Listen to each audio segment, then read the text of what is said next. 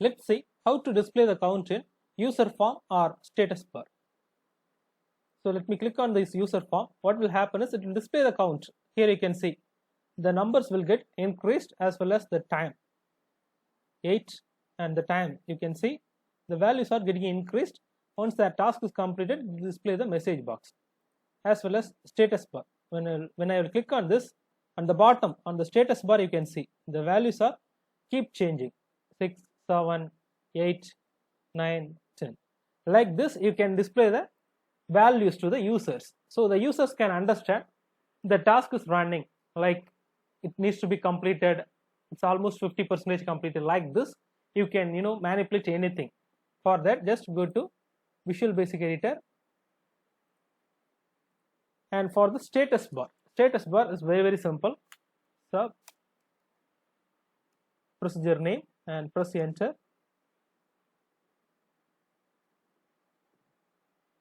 Here application dot status bar is equal. Then you can assign any values, like now I want to assign test. Now what will happen is in this status bar, it will update the value as test.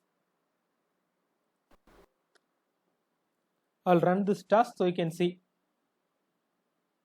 application.status bar is equal test. It has been changed as test. And here I have updated the queries, commands, like for I is equal 1 to 10. Within this, I am updating the status bar value as the for loop values. So first time it will display as 1, second time 2, third time 3. Like this it will update, as well as I am using the wait condition. So application.wait space now plus time value of, this is a format, hour, minute and second. So this is the time format. I am using this time format to wait for 1 second. It will wait for 1 second. Next it will update the values. I can run this one. First it is updating the value as 1, and the second time it's updating as 2, third time 3. Like this it will update the values into the user form. Once everything is completed, it will display the message box. Now I want to reset since I don't want to continue the task. Next, this user form.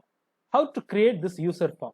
In order to create that, just click on anything and go to insert and click on user form. Now the new user form has been created. We'll check the user form name, user form 2. I want to display this values into the user form 2. For that, first you need to create one of the sub procedure. I'm going to create sub any procedure, and after that user form 2.show. This is the method to display the user form. Then we are going to update the values 1, 2, 3, something like that.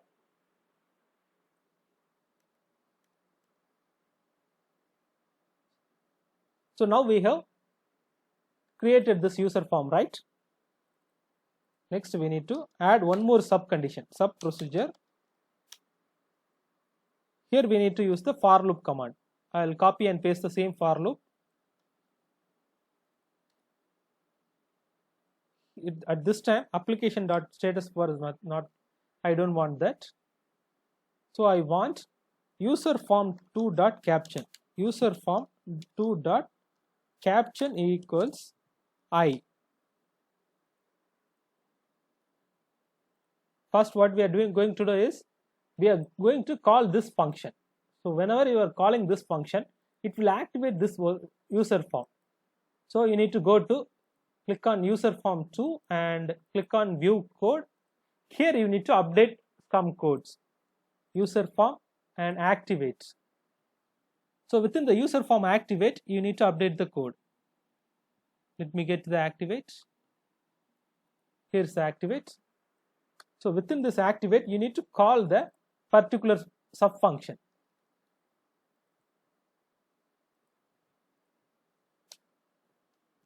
For that, call the sub procedure name. Very simple logic. First, we have created one of the sub and we have mentioned user form 2.show. So next, we have go to the user form 2 and we have modified the user form accordingly, and within this we have mentioned the code. Within the user form activate, we have called the another sub.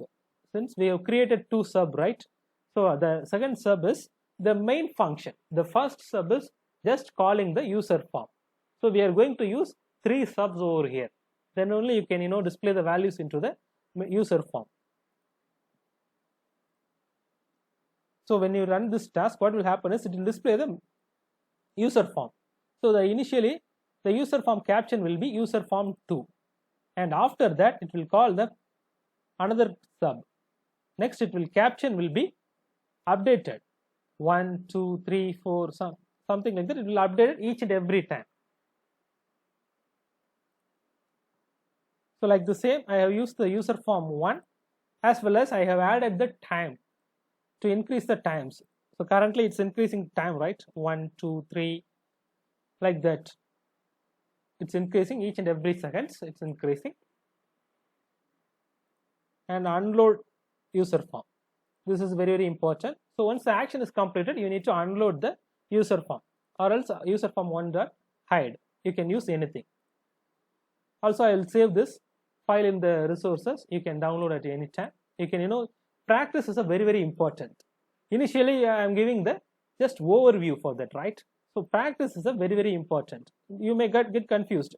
I can, when I'm a fresher, I can confirm that this will get confused for me because I'm going to use 3 subs for that. The first sub is here and the second sub is calling from user form. First I am calling the user form. Next I am going to call from the user form. This is the main sub procedure. So it will get confused each and every time. I can confirm that. For that you need to practice. If you have good practice, then it's very, very easy for you. You can understand the logics and everything very easily.